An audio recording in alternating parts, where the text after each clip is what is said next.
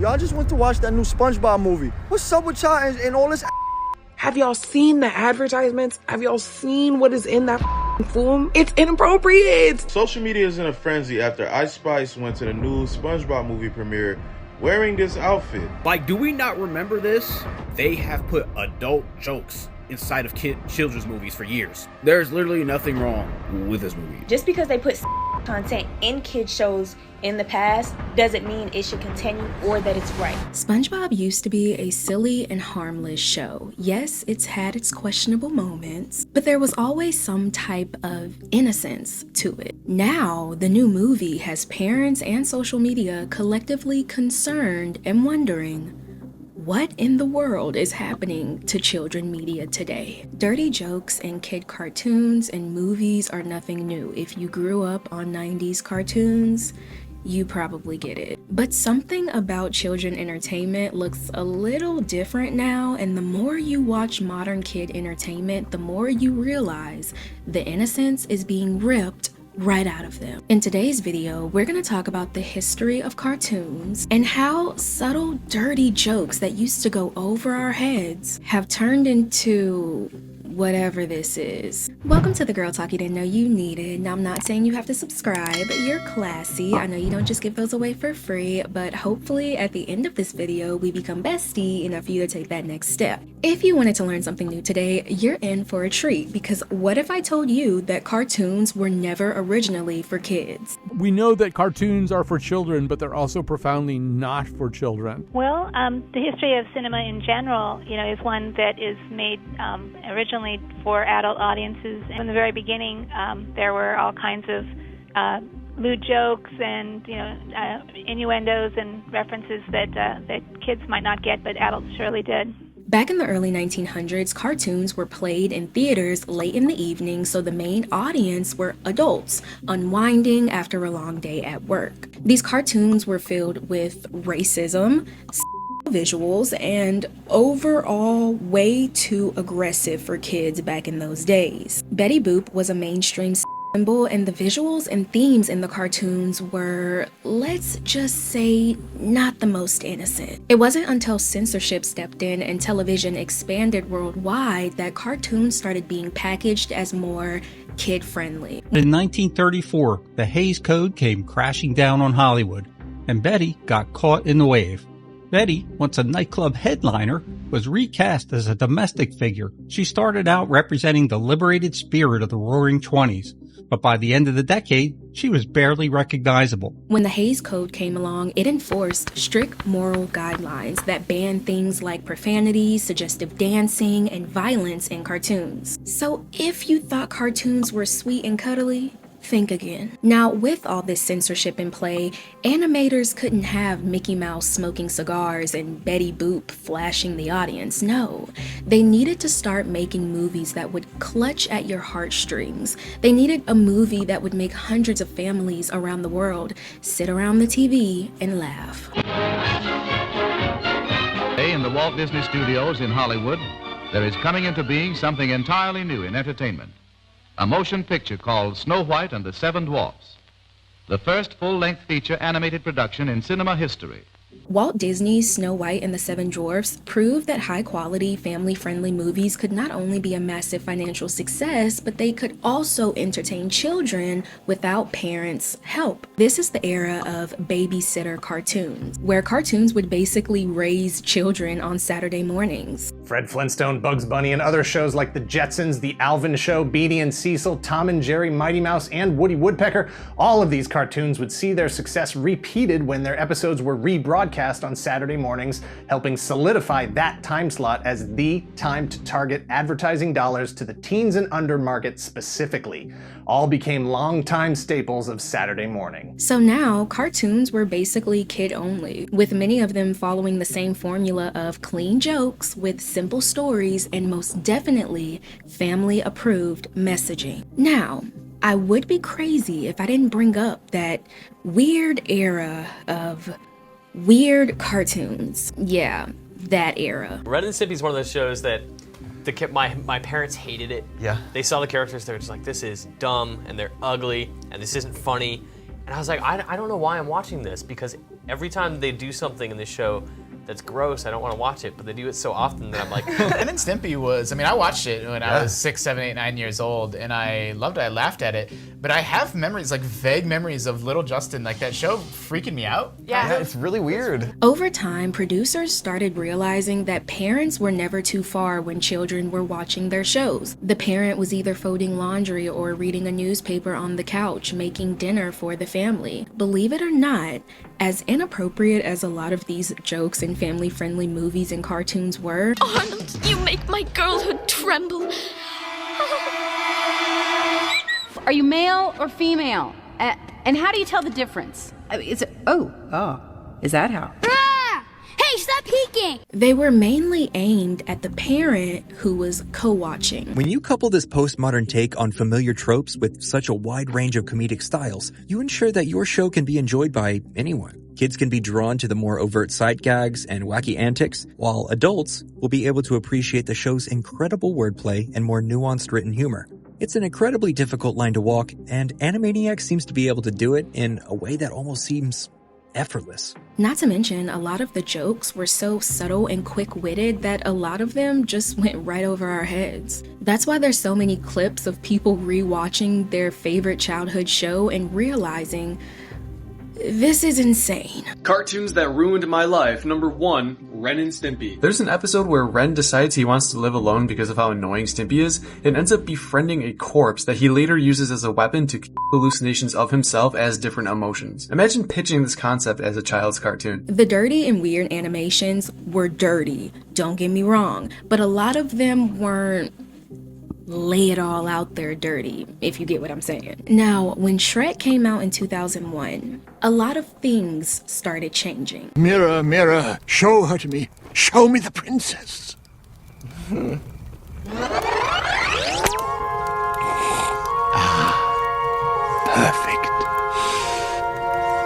The Shrek franchise proved that you could be a little bit more raunchy and still get love from not only children, but now parents. So now their audience was expanding. You see what's happening? Imagine how much more money they were earning now that 4 tickets were being purchased at the box office compared to a kid watching cartoons alone on a Saturday morning. It became normal to have a dirty joke or 10 in a movie. Now, the first movie that did go just a little bit too far for some parents' taste was the live-action Cat in the Hat. It pushed the boundaries even further, becoming one of the most controversial kid movies at that time. It's hard to put all the blame for its failure on one person. One of the biggest criticisms for the film was its inconsistent tone with too many adult jokes. It's really just hard to determine who the film was for. Parents were upset and uncomfortable, kids were confused, and critics were repulsed. And it was at that point that dirty jokes in children movies were here to stay, even if they made some parents uncomfortable. Today, though, something looks different with children's media, and it's becoming very hard to ignore. The emotionally intelligent and easy to watch programs were switched to more watered down and overstimulating movies that would bring families further apart rather than bring them together. My dad knows Toy Story by heart. My mom has had to watch Spirit, Stallion of the Cimarron, and Cars more times than she would care to recount. But regardless of how old these things got for the adults in my life, because they were on repeat and I was burning out VHSs, they were entertaining enough for them to actually enjoy watching these things with me and spending a little time with me. When kids' content is being so dumbed down and so watered down, it becomes that much easier for a tired parent to put some headphones on the kid, shove a tablet in their hand. So let's paint this picture, okay? We have parents that won't go anywhere near whatever it is the media is calling children's entertainment. And then we have children watching said entertainment that, let's be real, is adding no value to their little developing brains. All they're seeing is violence and butts. Y'all just went to watch that new SpongeBob movie. What's up with y'all and all this ass? Why is there so much gluteus maximus on the screen? Every 5 seconds in that movie, bro, I'm seeing crevices and curves that I didn't know animated characters had. Where's all this ass? coming from? What are we doing? It's very obvious that Hollywood and children entertainment are still pushing these dirty jokes, but something about them looks different today. Instead of them being subtle and quick-witted like we mentioned back in the day, they're provocative. Reach of the day, but I think that the advertisement for the new SpongeBob movie is extremely to the point that it gets extremely uncomfortable. If you felt uncomfortable watching the new SpongeBob movie, there was a hidden visual language that was going on that you didn't know about, and here's the secret. SpongeBob is iconic. A lot of us grew up with them. The show has always had jokes for kids and adults. That's not anything new. But this movie hit different. The core theme is SpongeBob is trying to become a big guy. That transition from little kid energy to grown-up energy is normal. We all go through it. The problem isn't the idea, it's how the idea was shown.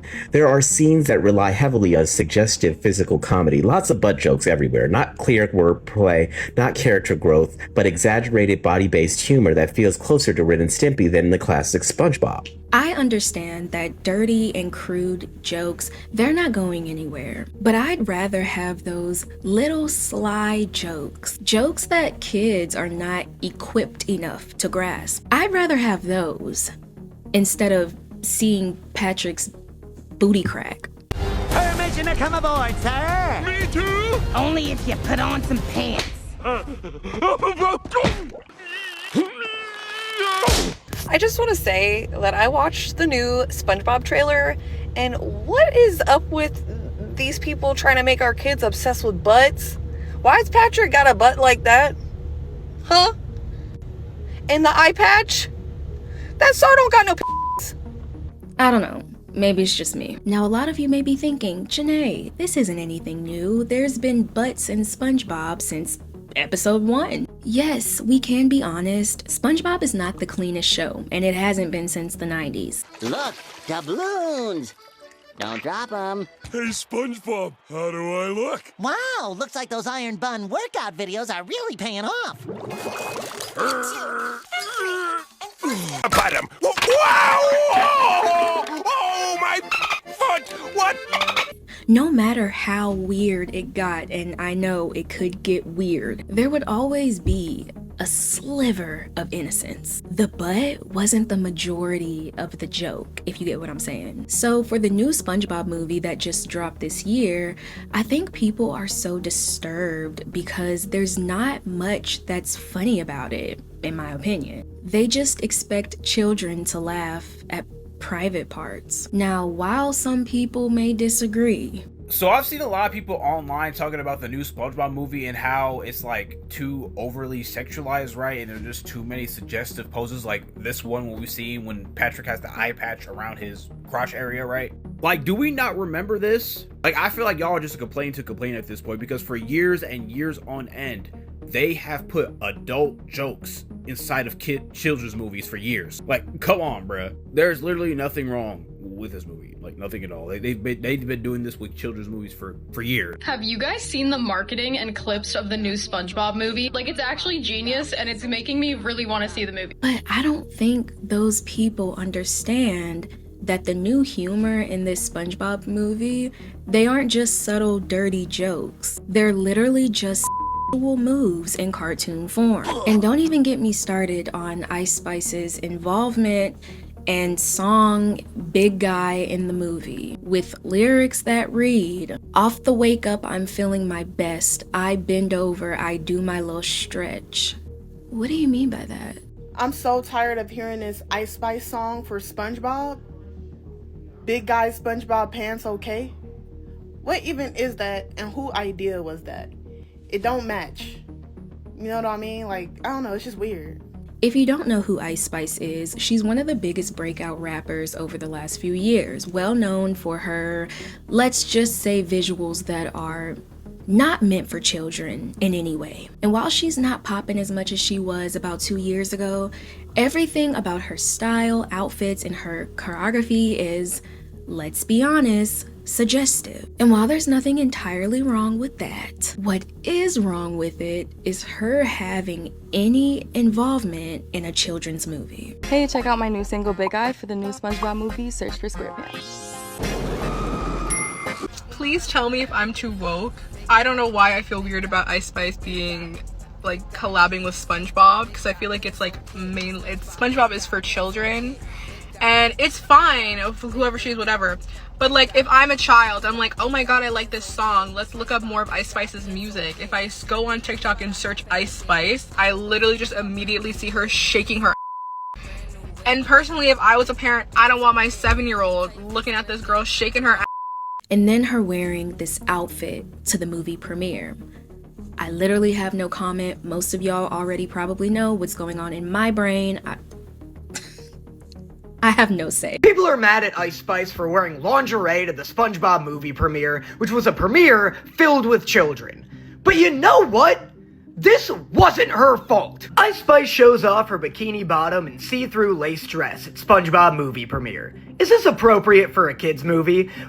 What kids movie? This looks like the kinkiest since Baby Girl. The marketing for this movie has been borderline fetish content. I would not be shocked if she looked at the marketing and was like, oh, this is a rated R parody film. It's bad enough they have an artist that's well known for what she's well known for, promoting this movie, but the advertising is insane too. Whoever is the creative director at Nickelodeon, come to the front. I would like to have a word with you. Because why is SpongeBob on a billboard with his kosher dill pickle gift wrap and nothing but some socks on? The fact that they target kids with adult themes and adult-like propaganda is kind of crazy. And we just sit back, don't say nothing about it. Ooh, it's cool. SpongeBob always been kind of off. You get what I'm saying? But he ain't never been this freaked out.